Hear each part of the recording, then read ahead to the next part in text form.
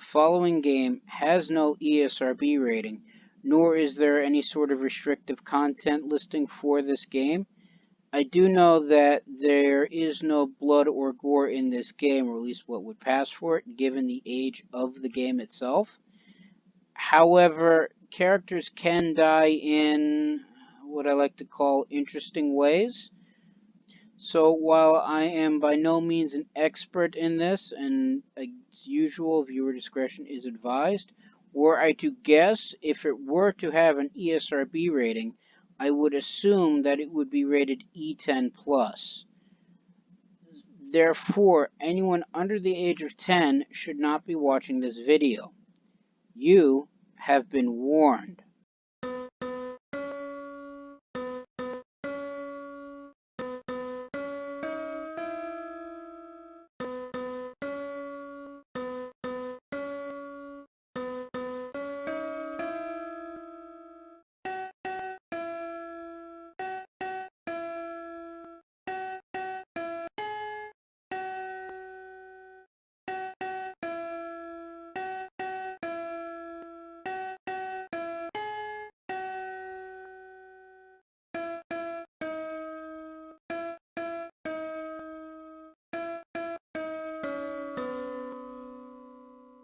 Greetings and salutations, I am Outlier, and I bid you welcome to this channel. Joining me today is, of course, my usual co-hosts, Snowball and Wolf.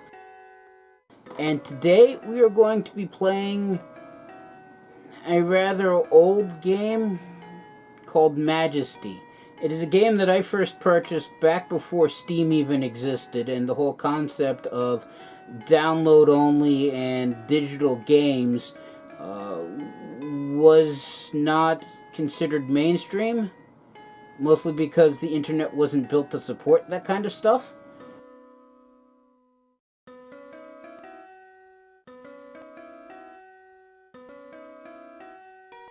Well, yes, it's that old.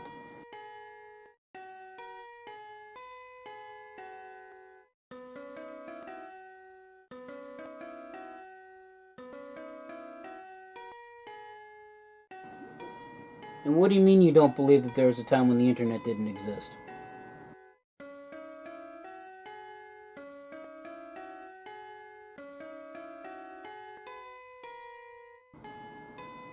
Kids these days.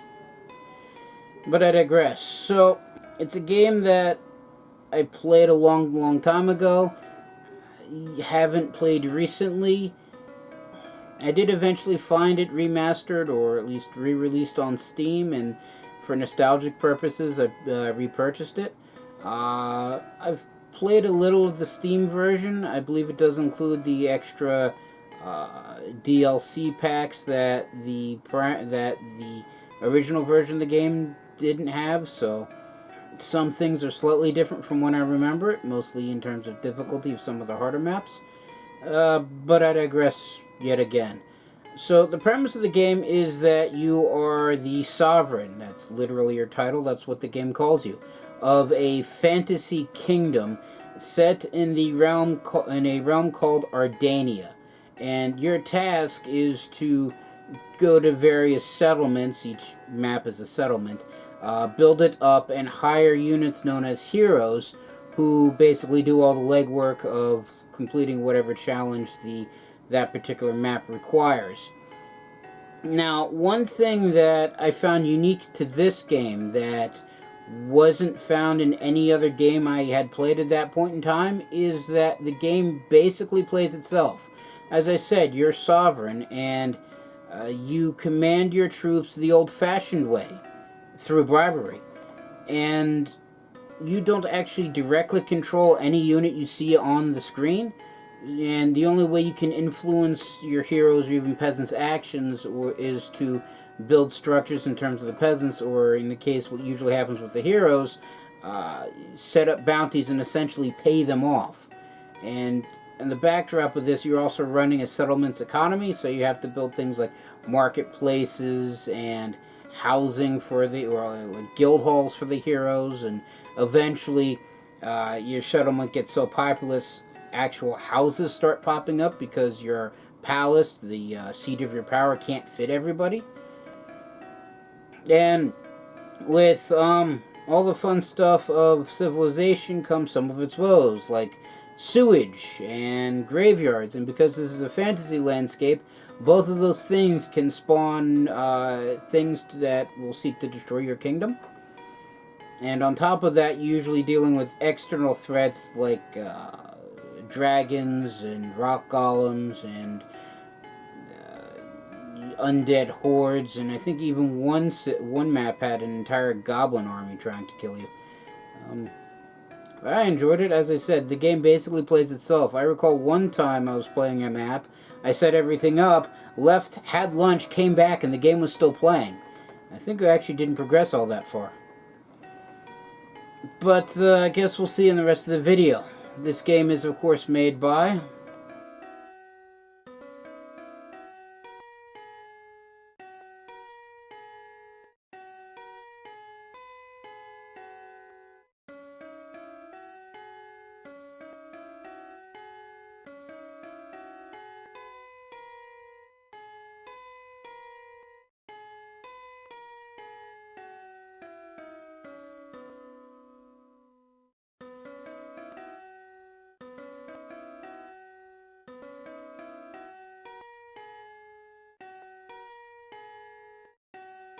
Thank you again. And, well, that being said, let us begin.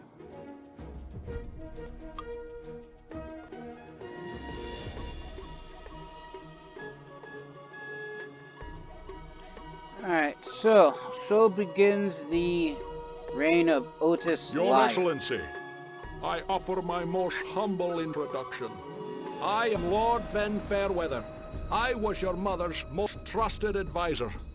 I submit my services to you in that continued capacity.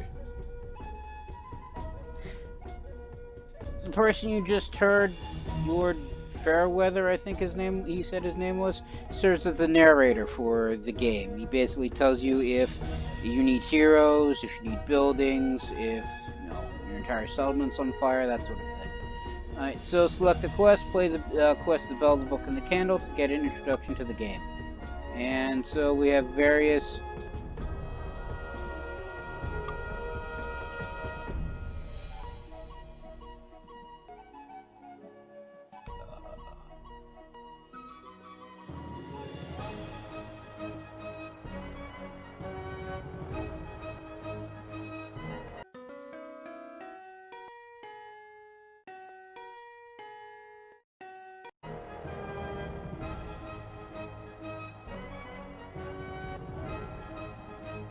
Apparently we can't scroll around the map. My liege, I'm pleased to report that our new... Oh no, never mind. This game is so old they hadn't invented WASD yet, so...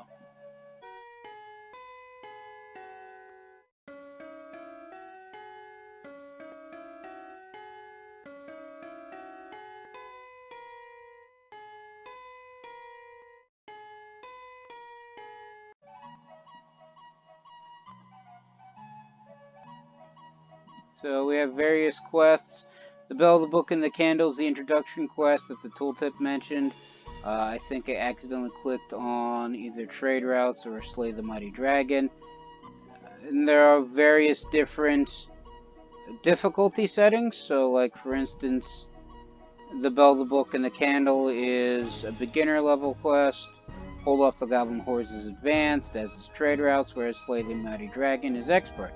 Then we have other quests other levels that are locked behind needing to complete other levels. So, like for instance, this quest here is advanced and requires that I complete the Bell, the Book, and the Candle, the Forsaken Land, and rescue the prince.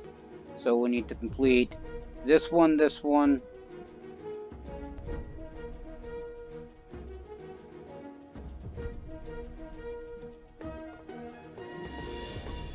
and I'm not quite certain where the third one is.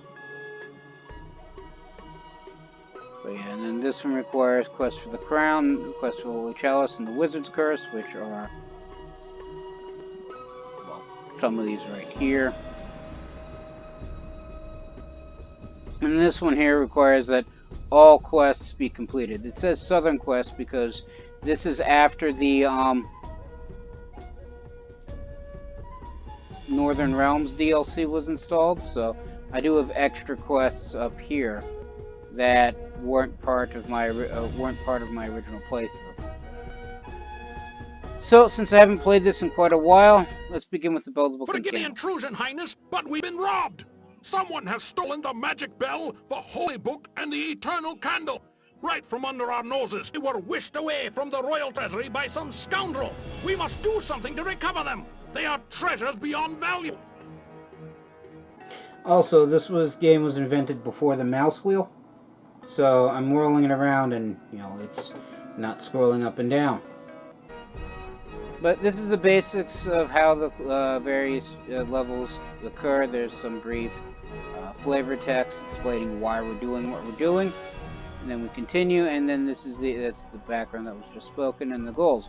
Cover the 3 items which have been stolen from your palace and hidden in layers throughout the realm. No warriors or wizards available in this quest. A lot of the lower ranking level, or a lot of the lower and mid-level quests usually have some form of restriction. So in this one, you can't hire warriors or wizards, so you're just stuck with several of the basic tier units. I also don't think you can get the higher level palace, so you can't actually get some of the more advanced units. But this is a tutorial, so they shouldn't be needed. And various story bits are told through these messages. So there were rumors that the thieves who stole the artifacts from your treasury have fled, but were forced to hide the artifacts as they left. Find the items before the thieves have a chance to return. Alright, heroes visit the blacksmith in order to purchase better weapons and armor once you have researched those skills. Upgrade your blacksmith and even better items will be available for you to research. So, this is the palace. This is the thing that, this is our HQ that serves as the seat of our power, and if it gets destroyed, we lose the map. And then this is a guardhouse. Guardhouses host a member of the city guard and can fire arrows at nearby enemies. Once you research that skill, use them to protect vital buildings or far-flung outposts of your city. Henchmen also rest at guardhouses if they are closer than the palace. So henchmen are your peasants, and there are a variety... Your Highness, if our kingdom is to prosper, it needs more heroes. Okay, is there a pause option? Not what I meant, but okay. So this is one of the henchmen, a tax collector. He runs around and collects taxes. So, message. Inns are gathering and resting places for heroes and allow them to extend the range of their wandering. Build them outside your main city. You said this is a guardhouse. Trading post...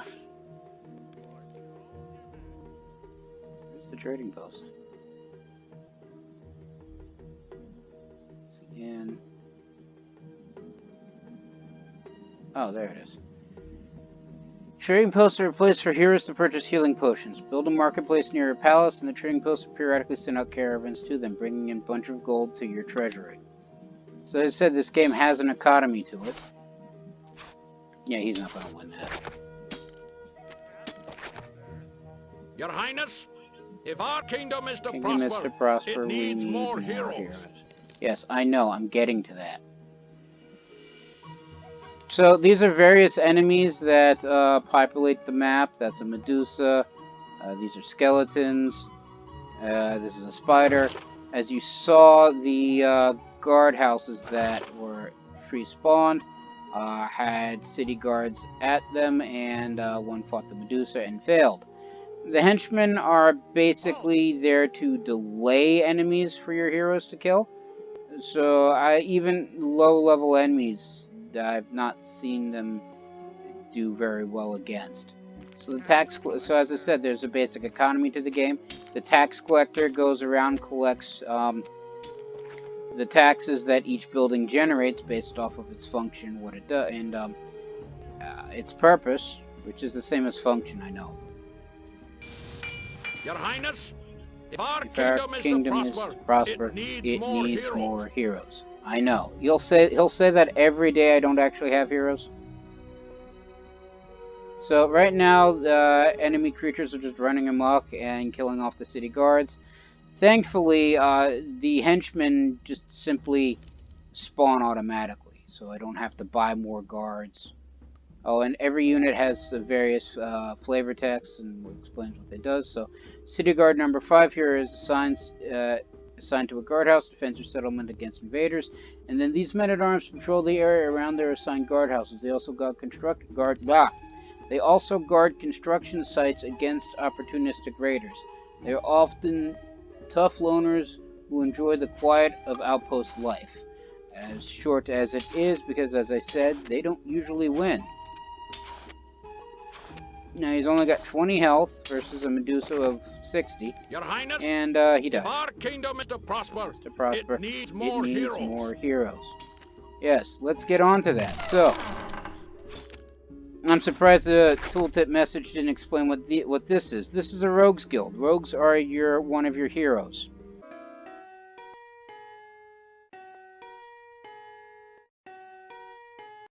You have a variety of different heroes that are you can hire recruit or hire throughout the game, and rogues or thieves are one of the basic ones. So let's keep the advisor happy, and let's hire out a rogue.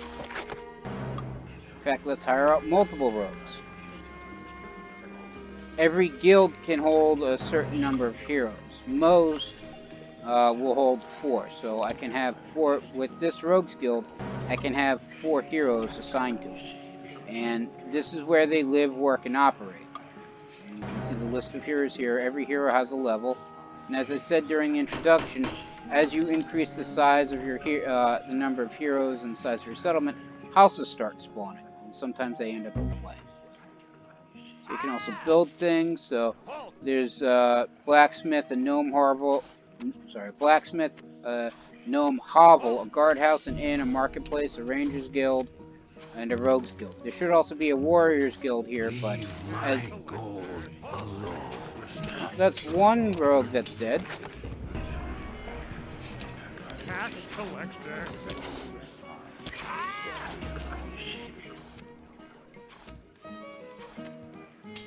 As I was saying, there should also be a warriors guild here, but warriors aren't allowed during this map, so they're not an option. But because the marketplace is technically the lifeblood of your settlement, let's build a marketplace real quick. Can't build on top of other buildings. Okay, so it's too close to the palace. Usually I like building it in front of the palace because it's where all the money comes from but there's a blacksmith in the way, and I don't feel like leveling that. Plus, there's a guard post back here. So what I'm going to do is build guardhouses to protect the marketplace. Usually like having 4 guardhouses around the marketplace, just so that way random things don't spawn in its place. Let's rehire a new rogue. And as you put things down, peasants show up and start trying to build things, but if enemies are wandering about, they'll most likely get killed.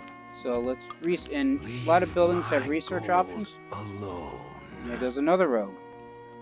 Tax collector. Your Highness, we've improved the guardhouse. Alright, so now this guardhouse has an archer built in. You don't actually see the archer, it just magically appears. And he'll start shooting anything that's within range. So he should, see the arrows from the guardhouse just killed that zombie. And don't know what that horse sound was. But since the rogues don't seem to be dealing with it, and I'm not certain I mentioned, you might have saw as we're putting more guardhouses down. A lot of the buildings that you build, the more you build of them, the more expensive they get. So the next guardhouse, I will have to fork over 1,737 gold if I wish to build a 5th guardhouse. Your Majesty, a new building is complete. So now that this guardhouse is done, we'll research arrows for that. And on top of that, Your Highness, we've improved the guardhouse. since the rogues aren't cutting it, we'll also put down our Rangers Guild.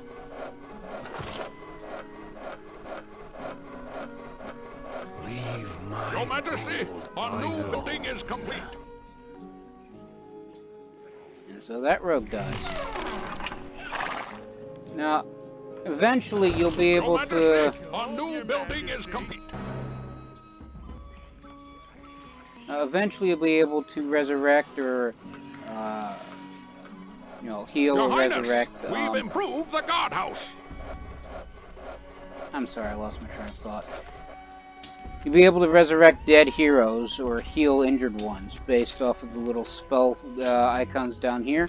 And each group color coding is tied to a certain temple. So the purple ones are part of the Wizard Guild. The cyan ones, I guess that color is part of the temple, of the healing temple, the Temple of Algara. The one next to it is, I guess, in black or gray. It's tied to the Temple of Daros. The red one is tied to the Temple of Crypta, which is your death goddess. Green is tied to the Chaota, to the Temple of Fervorus. And then we also have the Temple of Helia, which is the sun goddess, and then the Temple of Lunglord, which is the moon god. I don't think I can actually no, I can build an upgraded palace. Oh, look, the Rangers Guild is done, so let's start hiring Rangers. But you don't actually get access to temples or the Wizards Guild until level 2, until you get a level 2 palace. And you can't upgrade the palace until you have a certain number of heroes. So to upgrade to level 2 you need 4, and then to upgrade to level 3 you need 12.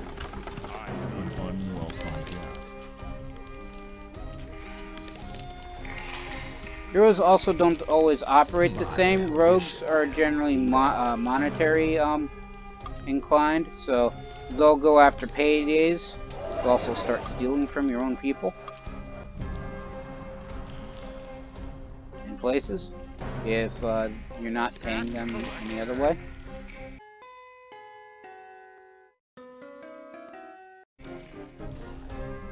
Sovereign, whereas Rangers are more interested in exploration, so unless there's a direct threat to wherever they're located, they'll generally just wander around the map. Helps with exploration, but as I said, it's basically tied to their own whims. As another rogue dies. Your Highness, we've improved the guardhouse. Your Highness, we've improved the guardhouse. Sovereign, your marketplace now serves you better. And now, because I have a couple, large number of city guards, they were actually able to kill the Medusa.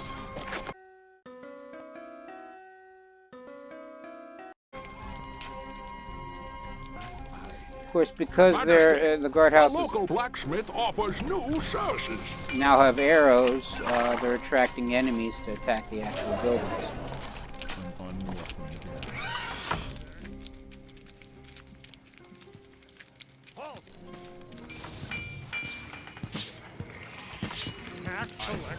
Majesty, the local blacksmith offers new services. I join the wild. There goes that ranger. So let's upgrade the palace, because the rogues and the rangers, while they're holding their own, I guess you could say, they're not actually completing the task at hand. Your Highness, the palace renovations are finished. Your Highness, this is the level. The elves wish to join our prosperous kingdom. So this is the level 2 palace. And they found one of the places where things are good. We found an abandoned keep in the missing candle. Destroy the keep and we'll cover the candle. So this is one of the level objectives. Oh wow, that guardhouse is getting the snot kicked out of it. Also, since we upgraded the palace, we get a palace guard, which is supposed to be a higher level variant of the city guard. He's not. He's just in a different uniform.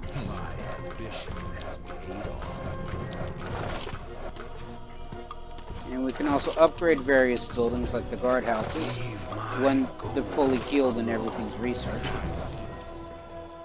Sovereign, a building has been upgraded. Sovereign, I was saying about the ruined keep.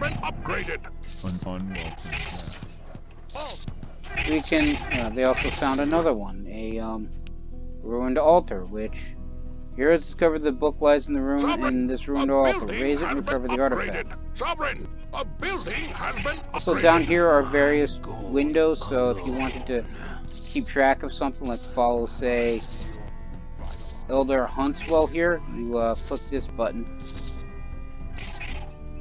and the tracking window should follow. I'm not quite certain why there's two of them showing the exact same thing. I guess so that we can set up. Sovereign, a building has been upgraded.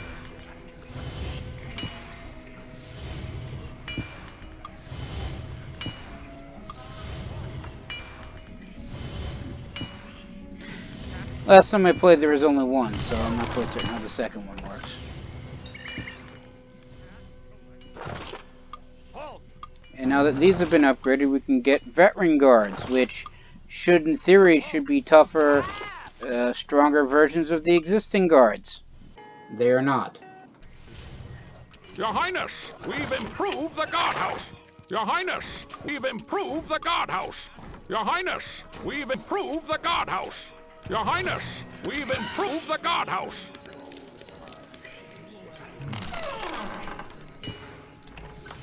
Your Highness, we've improved the guardhouse.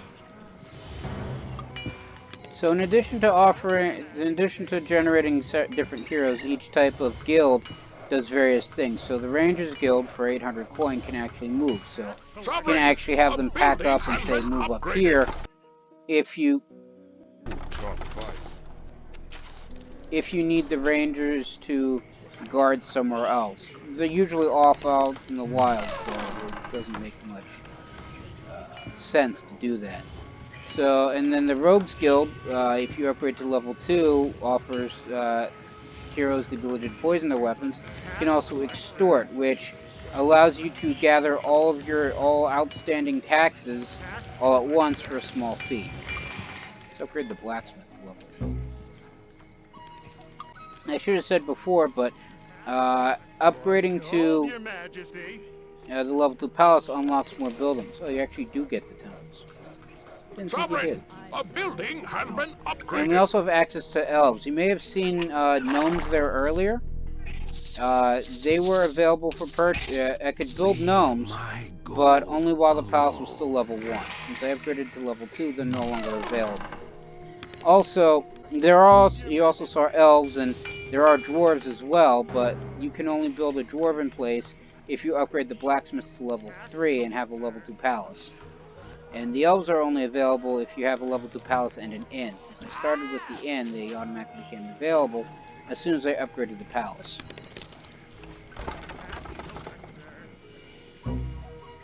Majesty, the local blacksmith offers new services. And upgrading the blacksmith also allows multiple... I join the wild spirits. Allows heroes to upgrade their weapons even further. But as I said, all the heroes operate independently, so while you could have a level 3 blacksmith with the highest tier weapons available, Majesty, if the local blacksmith offers new the services. game's rudimentary AI decides that the hero doesn't want shiny new weapons and armor, no matter how enticing you make it, they're not going to get shiny new weapons and armor. So, Sovereign, as we a building mentioned, has been upgraded. trying to explain 3 things at once. It's not coming out easily. So I could also get elves instead of gnomes. As I said, there are 3 different types of non-human creatures: gnomes, elves, and dwarves. And you can only get 1 per settlement. So had I gone with gnomes before, I couldn't get elves or dwarves. They apparently don't like each other. Same with the temples, so they're actually paired. So if I go with the Temple of Algora, I can get the Temple of Daros, but not the Temple of Fervorus or Crypta. And if I went with the Temple of Chrome, I feel Crom, revitalized. I couldn't get any other temple. It's just how they operate.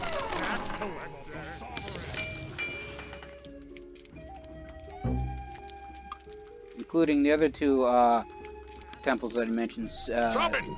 A building has been upgraded. Helia and Lunlord. They don't actually get unlocked until you get the level 3 palace. Which I can't upgrade to because I don't have 12 heroes. Your Highness, the dwarves are offering to move into our domain. Alright, so now that I have a level 3 blacksmith, I can build a dwarven settlement, which I'm going to do. I generally prefer to have dwarves in the settlement, not because I dislike elves or gnomes, but from a tactical standpoint. The dwarven settlement's the only one with built-in defenses, and in addition, and once you get the dwarven settlement built, you have access to the dwarven ballistica, which is a building that once built serves as kind of like an automatic guardhouse. You don't get guards for each one, but it fires ballista bolts, and unlike, say, the regular guardhouse, which increases money, increases in cost every time you build a new one, the dwarven ballista, at least back in the day, did not.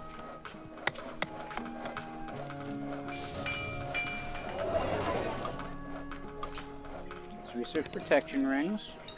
Your Majesty, our new building is complete.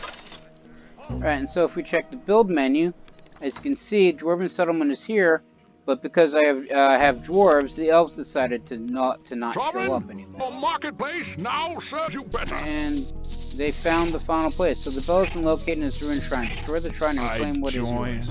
The wild spirits. Pity Alvin will not be part of that raid, because he died. Dwarves are also a melee unit, while gnomes are basically an armed peasant, and elves are archers. And I got plenty of archers in the rangers and rogues.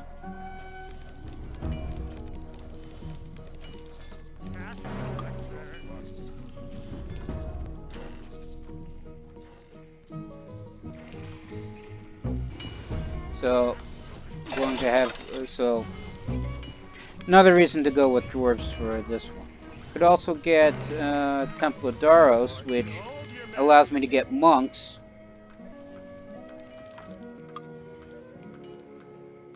Which are technically melee fighters, if you consider fighting everything with your fists melee, which I guess you could argue is melee in its purest form. I mean, you can't get any more stripped down in terms of melee weapons than your actual appendages. I join the wild spirits.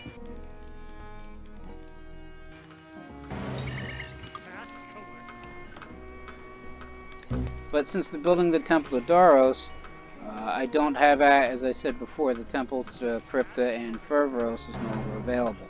The Fervorosians don't actually like the Temple of Daros, and the Cryptans don't like the Temple of Algora. And they're allied with the Fervorosians, so once you go with one ally, the other one doesn't allow you to build. So, since I can't, so I already have the Darosians, so I might as well build a Temple of Algora, which gets me healers. So as I said, each guild, most guilds will give you 4 heroes. Certain ones, like the Dwarven Settlement and the Gnomish Hovel, will only get you 3. And then the Elven Bugalo will only get you 2. Another reason why I don't like elves. You don't get nearly as many as elves as you do any other unit. Let's upgrade the marketplace and hire out a monk. So now that I have access to the level 1 Temple of Daros, I have access to their Your Majesty, our new building is complete. level 1 spells, which is I can spend money to cast Stone Skin on a hero. And now that there's Temple of Algora, I can cast Healing on a hero, which restores their health. I can also hire healers. And more monks. Yes, I could if I had any more money. So we've been running around. They've actually the Rangers have actually fully explored the entire map. but they haven't actually gotten any closer to completing the objectives. And that's because I haven't enticed them to do so. And the only way to entice your heroes to do anything is to offer bounties or rewards. So we have two different kinds of rewards. The attack flag, which you place on creatures or buildings which you want your heroes to attack, on, or explore flag, where you want them to go someplace. And you can set them various amounts, and the greater the amount of the flag, the greater the likelihood certain heroes will actually go after it. So if I double click, say here, that puts in an exploration flag. And as you can see, this one hero has already started to attempt after it. And so basically the hero shows up, he goes here, and he gets 100 gold. Whereas with the attack flag, I have to put that on an actual enemy. So like this Medusa right here, I double click the Medusa. That's an export flag. This Medusa's been flagged to for well, basically assassination, and whichever hero kills this Medusa gets 100 gold. And if multiple heroes are working on that quest, then they split the fee. So if there's two heroes hunting this Medusa, they end up with 50 gold apiece. And then they take that gold, use it to buy things, or drop off a portion to their settlement, which then gets added to, portion of that gets added to their coffers, which gets collected by the tax collectors and then returned to you as part of the treasure, which allows you to buy more things. And that's how the economy works.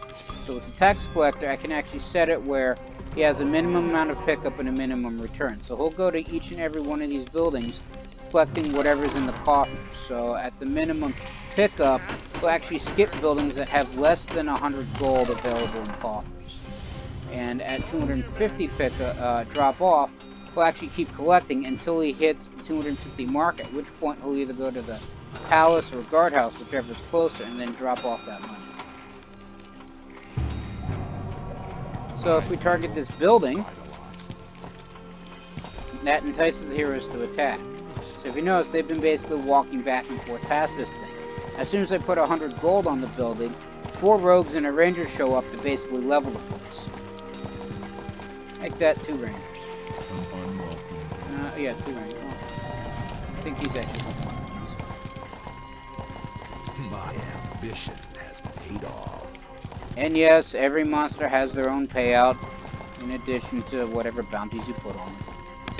Unwelcome guest. So we level that place, and we pick up an artifact, the Eternal Candle, which increases the sight range for any hero who actually picks it up. You don't actually see these artifacts outside of the level that they spawn in, so if I go to a different map, there won't be an Eternal Candle there.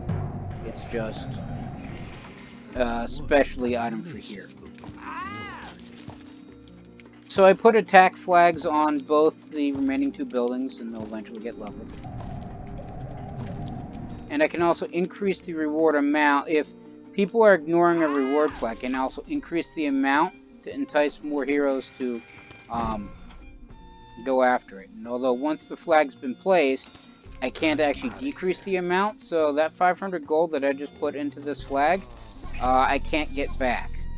If I were to cancel the flag, I'd actually lose that money, I believe. So if you wish to move this flag, you won't get the money back. And since the other place now has a greater reward, the rogue that was attacking the altar has stopped and gone after, well, the bigger payday. Because the rogues, and that's what they do.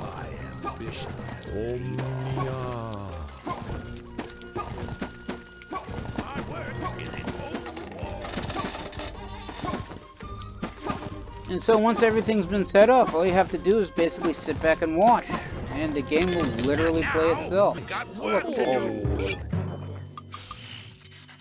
Kill that. If you would be so kind.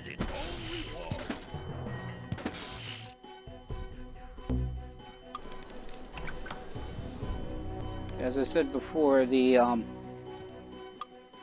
Dwarven Settlement gets you Ballistica Towers, which won't increase in cost the more you put down. They're always going to be, technically they're always going to be 1,000 gold, but because I have the blacksmith that actually decreases the cost for every building you build after the blacksmith is constructed. Which, given the fact you can't actually get Ballista towers until after you get a level 3 blacksmith, because that's required for the dwarves, you can't actually spend 1,000 gold on a Ballista tower. The peasants still have to build it, so there's that. I generally ring my settlement around, completely with Ballista towers.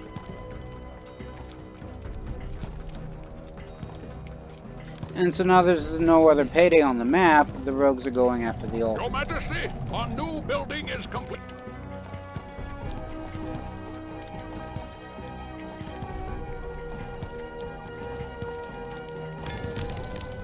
Your Majesty, our new building. We are victorious, Your Majesty. So now that all three level-specific areas have been flattened, we've technically reclaimed all the artifacts. So we're victorious. The bell, book, and candle are back in their rightful place. We also found the thief who stole them from the castle, a rogue identified as Cherrick of Keldern. Unfortunately, he escaped while being returned to the castle, with a 15,000 gold piece reward on his head. I'm sure he'll think long and hard before returning to our kingdom. I doubt it. Rogues aren't really known for their smarts. In fact, I'm fairly certain he would probably turn himself in just to get the 15,000 gold pieces. So I have the option to continue playing, which basically puts this map in free play, or I can just see the statistics for the level. So in terms of riches, I made 32,033 gold. I had an ending balance of 8,907. I started with initial gold of 15,000. I spent probably, well, I would say the difference between the two, but I actually spent 38,026. 5,000 that was on research. 21,250 was spent on buildings. 9,675 was spent on heroes. Didn't actually cast any spells, so that's 0. And then spent on reward flags was 2,100. Constructed 20 buildings, 2 of them were destroyed, and 24 of them were standing. And another reason why I don't like elves is the presence of elves causes elven lounges, which are essentially brothels, and if you combine them with rogues, gambling halls also appear. There are 2 different types of buildings, but I didn't have either of those, so Vice was at 0. I recruited 28 heroes, 12 of them died, and 16 were left alive. The average level was 5, and that's all the level. That's the average level from all the heroes. I believe either I hired or still alive. I don't actually remember which, but that's the mean level for all of them. And then 78 henchmen were killed because I was busy explaining everything instead of playing the game for about almost a game week. And then we have main menu. Which brings us back to this menu, which... Alright, so play another beginner quest to learn more about different aspects of the game, or strike out your own and pick another quest. So, it brings us back here, when we can select another quest to complete. So, let's go with the Wizard's Curse. A difficulty, it's a beginner level difficulty quest, one of my favorite initial quests. I humbly beg for your forgiveness for this rude intrusion, but there's an angry wizard who... Move aside, you sniveling toad! Sovereign, I will have words with you. Under your lawless rule, one of your foolish subjects has stolen my book of spells.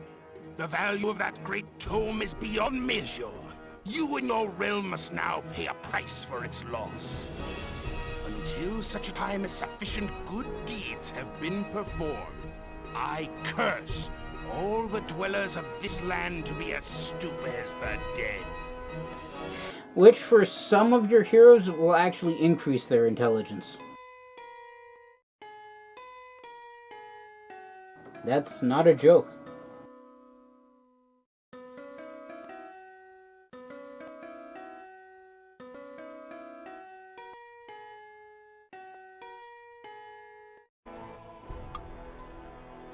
Alright, so there are actually two different ways to complete this curse. Method 1, arrest the hooligan who stole the Book of Spells, return to the wizard, then perform whatever wizard deems sufficient good deeds. Or method 2, which is actually the harder of the two, which is surprising given that he's a wizard, is destroy the angry wizard.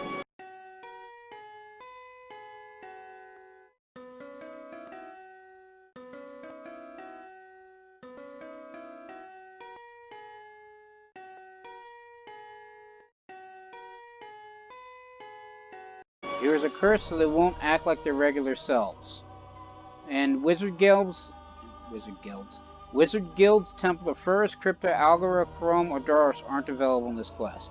So, again, wizards aren't available. Neither are any of the level 2 palace temples. So, like the monks and healers that we used towards the end of the last quest won't be available for this quest. But we do get warriors this quest, which are your basic fighting men.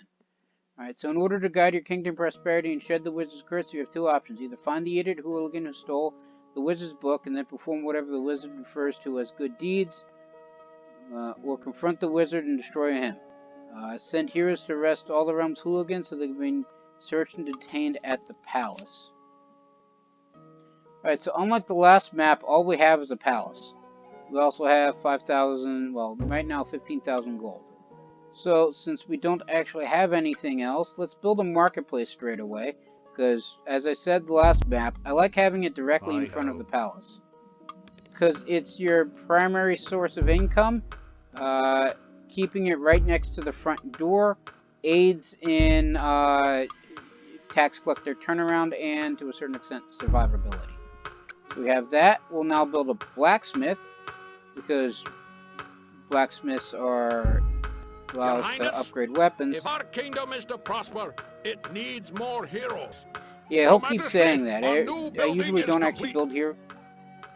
I actually usually don't build heroes until like days 2 or 3, so he'll actually say that a couple times. But we have access to the Rangers Guild, the Rogues Guild, and the Warriors Guild. I'm not actually going to build it. I'm only building the marketplace and the guardhouses because I need protection for the marketplaces, and so nothing unhappy spawns. Oh look, it's a hooligan. So these slackers often sulk about settlements of Ardania looking for it to cause mischief. Every society has a lower class of dullard who do little to contribute to the community. Sovereigns and their agents must often keep an alert eye on such hooligans.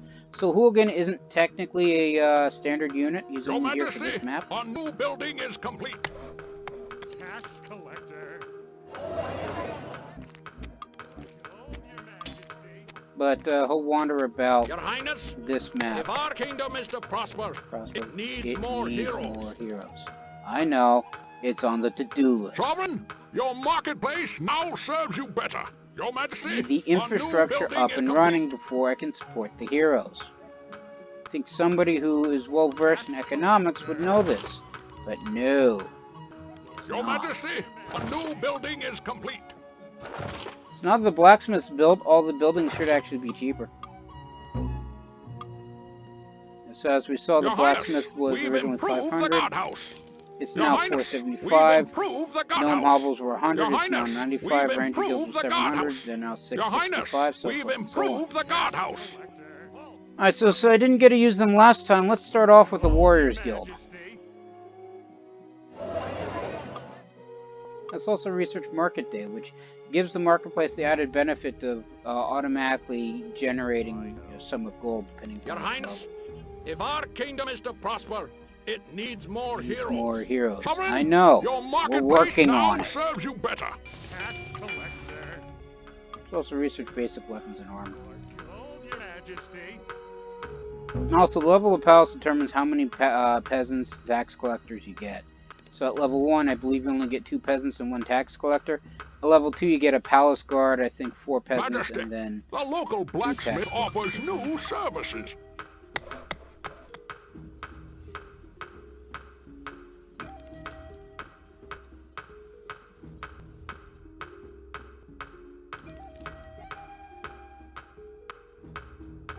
Majesty, the local blacksmith offers new services.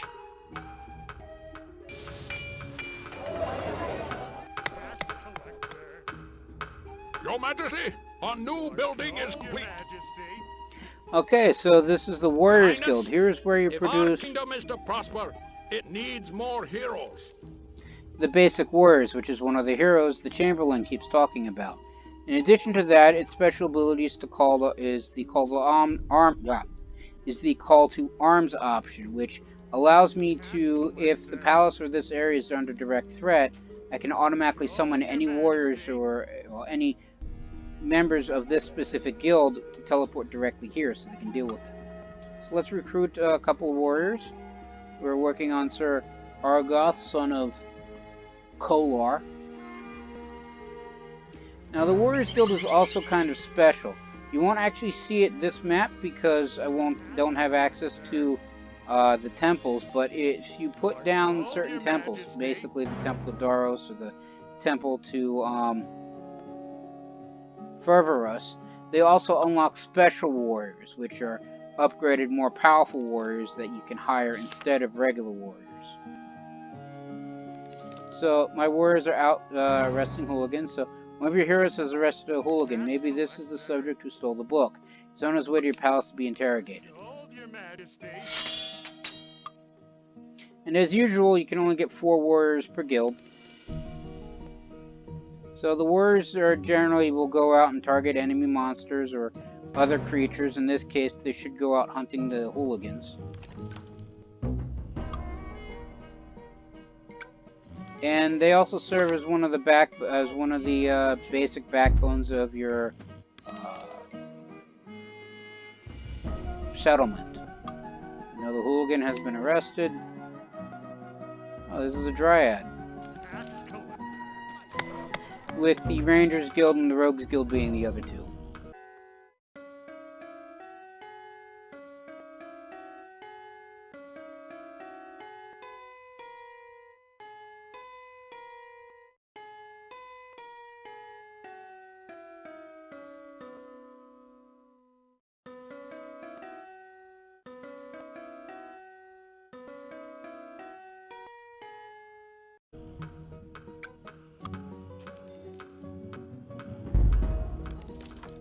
We'll just put those guys here. Actually, you know what? Rather than having the Rogues Guild... I probably shouldn't put the Rogues Guild next to the marketplace. It's just like asking for the thieves to rob it. Your Majesty, Never mind. our new building is complete. And they've arrested another hooligan.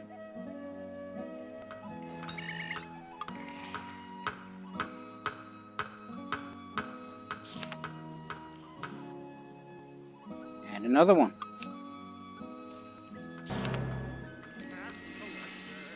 Your Majesty, our new building is complete.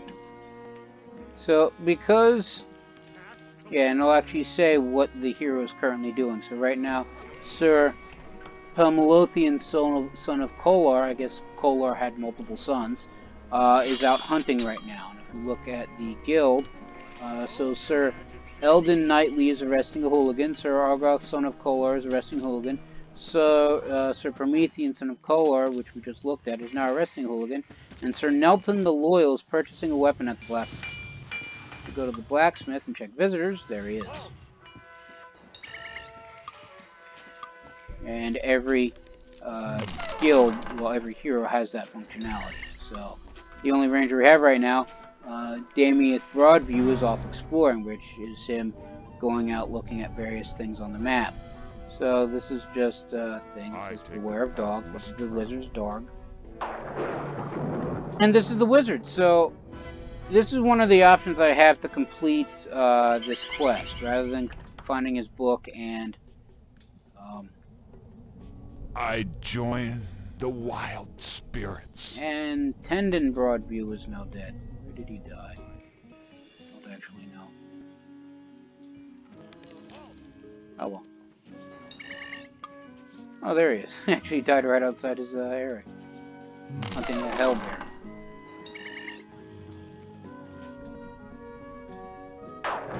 But as I was saying, this is where the wizard lives, so option B would be to level his home and kill him.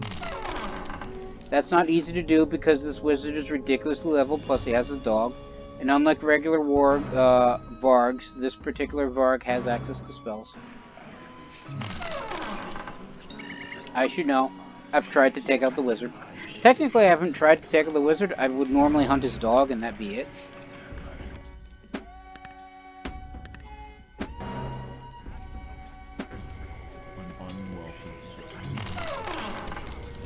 So now all 3 guilds I have access to are filled, so I can't hire any more heroes unless I feel like spending a ridiculously and ever-increasing large sum on more guild halls. But as I said, the more you put down, the more expensive the next one is. Or I could go with gnomes, but gnomes, I said, are just basically armed peasants. They won't often go out exploring, although they are some of the more monetarily incentivized but still stupid heroes. So they will go out and get flags, but they're not very well armed, and they will die relatively easily. Their main benefit is that, much like dwarves, although the dwarves don't do it as often, the gnomes will actually help your peasants build your buildings. Also, while you can only put down 1 gnome hovel, 2 more will generate. And once built, they're almost impossible to get rid of. And each gnome hovel will get you, I believe, 3 gnomes. 3? 4 gnomes? Could have sworn you could get like 12 gnomes. You know, I went with dwarves the last time, so let's build a gnome hovel so that way you can see. And let's put it right here. As said before, every building has its own flavor text. Join the wild spirits. So recruit gnomes, additional gnome hovels are automatically built as recruit gnomes. Red hovels are will be rebuilt automatically, so you can't actually get rid of them. Gnome hovels are filthy shanty houses built from scraps of other building projects in your kingdom. Let's recruit a gnome. Gnomes are also relatively cheap as well.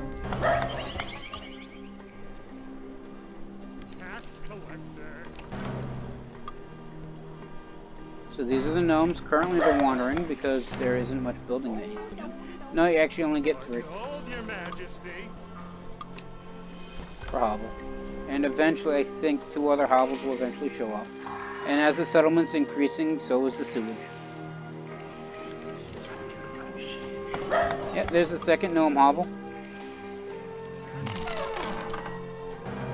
If we upgrade the Rogues Guild, we put it on the mini window. My prowess is...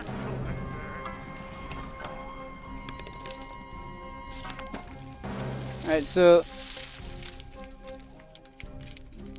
because it's this map, the Sir Eldon Knightley reached a certain level and is being least of levels. But unlike the rogues and rangers who wouldn't attack a building until I basically offered to pay them for it, the warriors, due to their martial code, will actually go out and destroy it themselves. So that's what Sir Knightley is doing here, or Sir Eldon is doing here. Of course, now he's fighting a dryad who just popped out of her home because he's trying to burn it down. My prowess is unmatched. Alright, so you've arrested every hooligan in the land except 1. The other hooligans have confessed his whereabouts. Unfortunately, he's learned some spells from the spellbook, is not likely to return without a fight. There's also a Damon Wood right here. Rather high level, but the more defensive in purpose. So unless Sir Eldon decides to attack him directly. Don't think he would. He'd be attacking, or attack the warrior. Of course, if he was going to, he would have.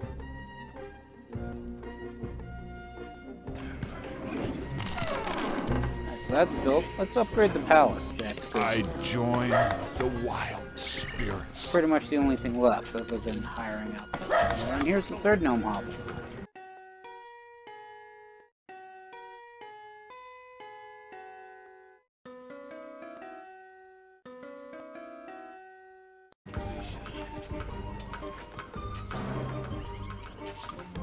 Leave my gold alone. As we lose another ranger. See, here's the gnomes help build the upgrade the palace. Now I don't actually have much gold to do anything. Well, if we look at the buildings, as we can see, the temples aren't here because they're not available. This particular map. And even if I were to get the blacksmith fully upgraded, I wouldn't have access to the dwarves because I have gnomes instead. If you look at the buildings, that's to build. I serve with pleasure. Halt! Alright, so this is all the henchmen that we have. I was going to say there should be a list of buildings. A building has Yeah, I only have 3 upgraded. homes. Okay. And the wizard has a message, so... now that you have recovered his spellbook, I guess they killed the hooligan without me realizing it. Like I said, this game plays itself. The wizard who cursed your kingdom demands that you perform adequate good deeds in order to atone for your citizens' blunders. The peasant has been taken captive by a few crazed werewolves. Free her and dispel the curse. I join the wild which is spirits. Not what that guy was doing. I join the wild spirits. So, Sir Argos, son of Kolar, I'm assuming killed the hooligan with the spellbook, because now he has it and he's casting some spells.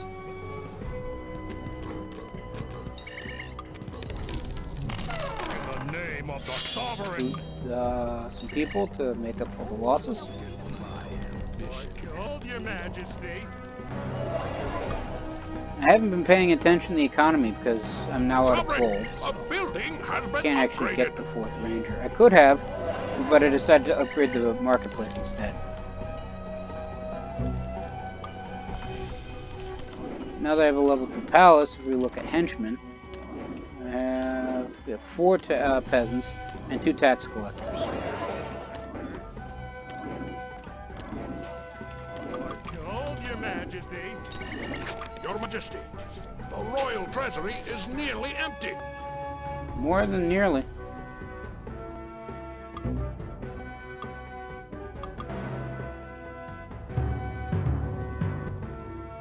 Alright, so let's start hunting the werewolves.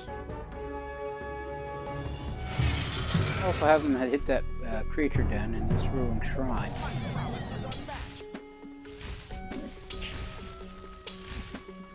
There's usually 1 or 2 heroes that end up getting higher level than anybody else, although he's probably about to die. And he's dead. So the guy with the spellbook is now dead. So whoever loots his corpse and picks it back up, then gets the spellbook.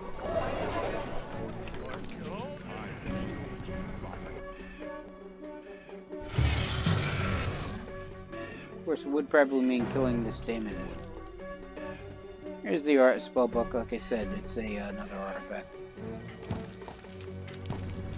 But because I put money on all the various creature dens, everybody's going after those.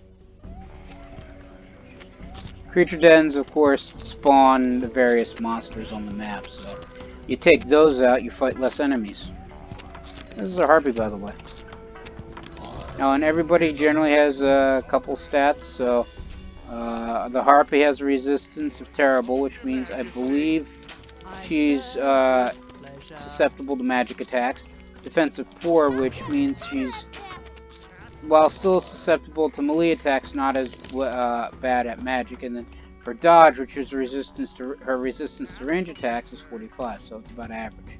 So the best people who actually kill the harpies are wizards, but since I don't have wizards, the next best option are warriors. Failing, or gnome, because they have knives. Failing that, rogues and rangers should do well. In the name of a sovereign.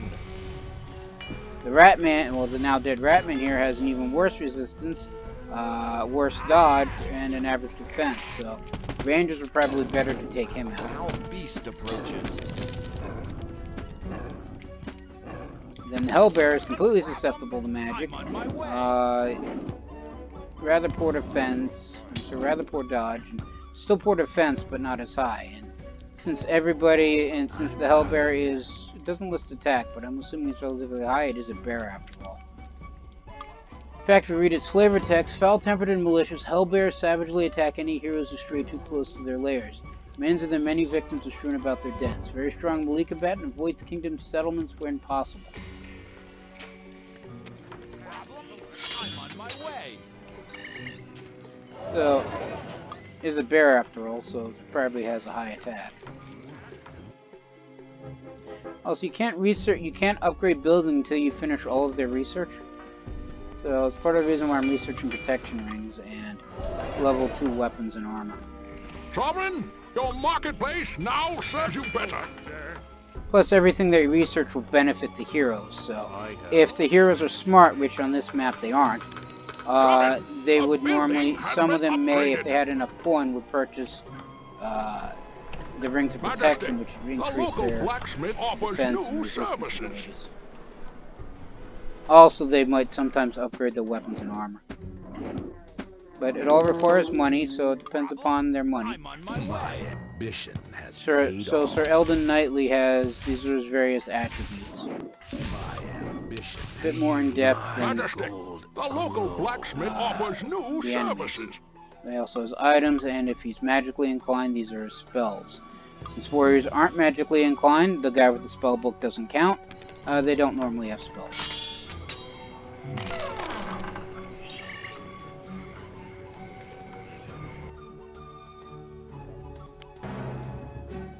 Foul beast approaches.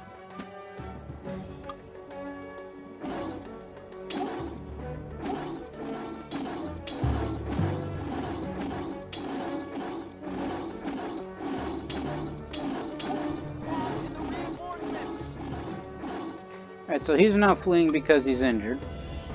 He doesn't have any health potions. He's got a large amount of money, though. I would say I'm surprised why he didn't bother to go to buy healing My potions. service ends. But wait, who died? This guy.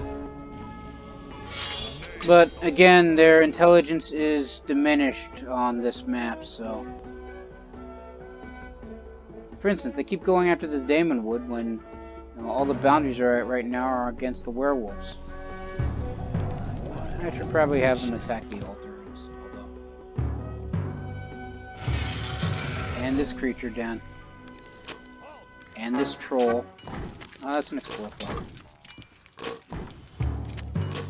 There we go.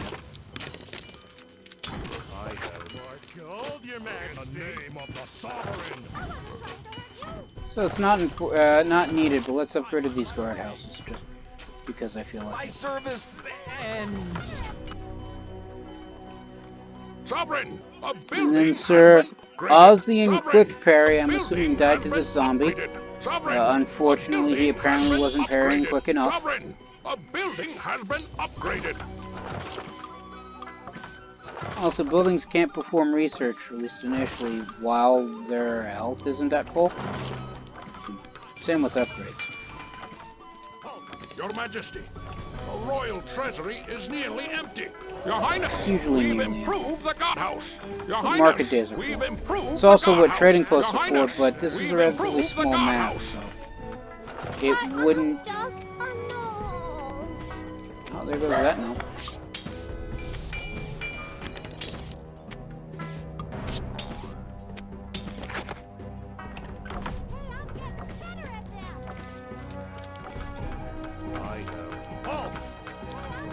Sovereign, a building has been upgraded.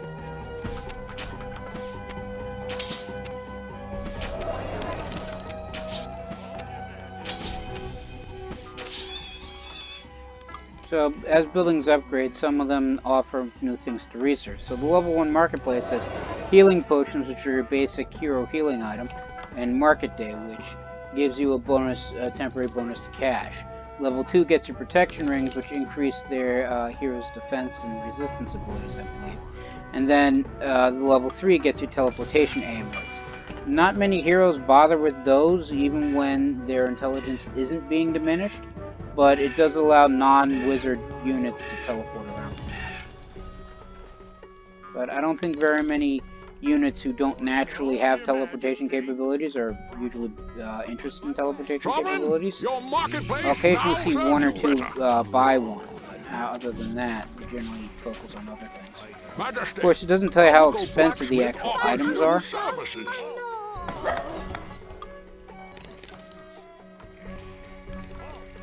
But I'm assuming the teleportation amulets are rather expensive.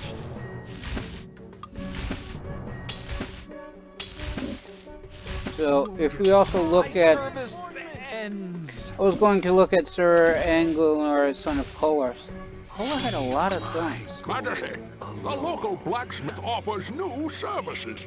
Yeah, so if we look at Sir Brendan Stoneblade, who's bounty hunting, this is his inventory. So he has his default weapon is a short sword, and his default armor is partial plate mail. He has currently no special items, but he has 103 reported and untaxable stored gold, which I believe this is his personal income. And then he has 393 current unreported and taxable income. So this is the money that he gets from doing various things like bounty hunting, looting lairs, killing monsters, all that stuff. So this is the money that he gets from that. He then takes that to his guild, drops a portion of that off, and the rest becomes his reported and untaxable stored gold. So this is basically his loot, and this is his piggy bank. And I believe he should technically just use this to buy his stuff, but I believe he can pull from both. But he will actually go, as he gets more money, he'll basically upgrade various things. So as we start looking at it, he had originally partial plate mail. Now he's upgraded to level 2, which is fine steel plate armor. So I guess he didn't have enough money for level 3 and decided to skip to level 1 or level 4, I guess. I know.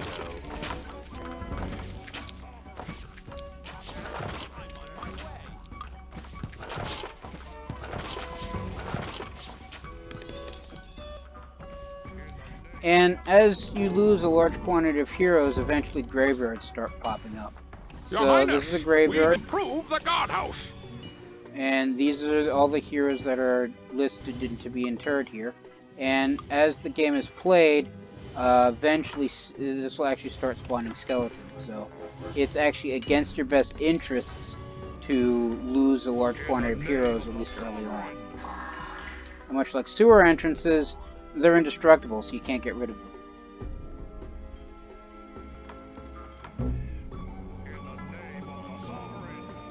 You only have 9 heroes and I need 12.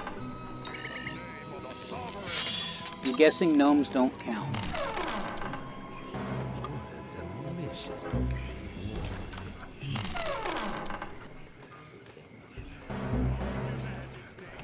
So now that I have 12 heroes, I can upgrade the palace if I had 500 some odd more gold.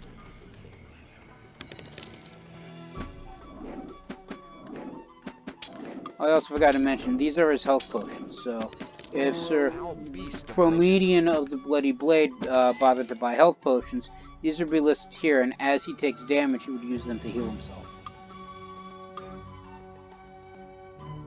Forgot about that completely. Sorry about that. Go after this.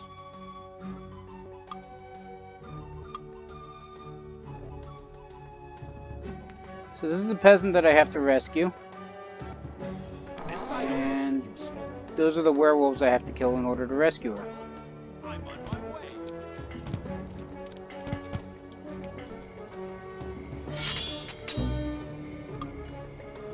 I have enough money, let's upgrade the palace.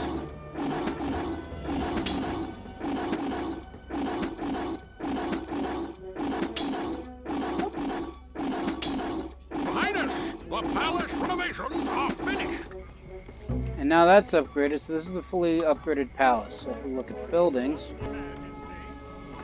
we have access to the Temple to Helia and the Temple to Lunlord. Much like the level 2 temples, where you can only get a pair out of the 4, you can only get one or the other. They don't like each other, although outside of the Temple to Prom, they are indifferent towards the others. So let's actually get the Temple to Helia, because they are more offensively inclined.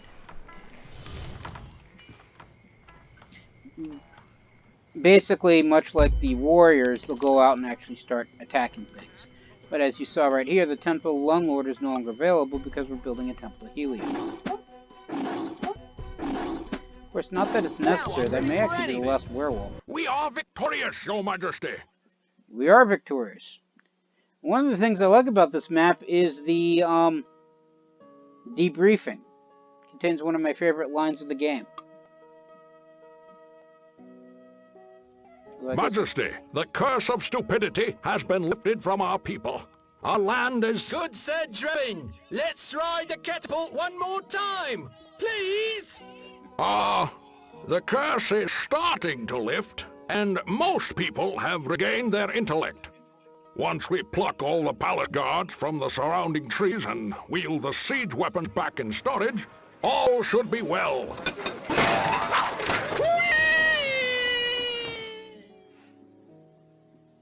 I love that line. One of my favorite lines I've ever heard in all video games. So if we look at statistics, these are our statistics since again, no elves, no gambling halls, no elven lodges, no gambling halls, no vices. Built 26 buildings, lost 1. The math adds up, there's 25 still standing. Not certain if it counts if you actually remove them. But I recruited 38 heroes, got 17 of them killed, and 21 remain. The average level this time, however, was 4. And because I was more on the ball with recruiting heroes, and we weren't overwhelmed as much, the number of henchmen that were killed were only 16, instead of 78 from the last one. And so that's basically Majesty in a nutshell. As I said, one of my older favorite games. They did originally have multiplayer, but I doubt that's functioning anymore. Oh no, that's multiplayer. Oh, that's just settings. Another thing I like is that this map is slightly this image is slightly interactive. So as I go to play a game, the map highlights, load game, the treasure chest updates, opens up. Adjust settings is the horn, multiplayer is the open window, credits is the book. The opening cinematic, which I'll probably just skip for this video, is the little tapestry, and then high scores is the chalice, which gives you a basic breakdown of all the various high scores throughout every time you play. And then the candles are exit game. On that note, I shall call it here. Everybody stay safe from the plague and have a good day.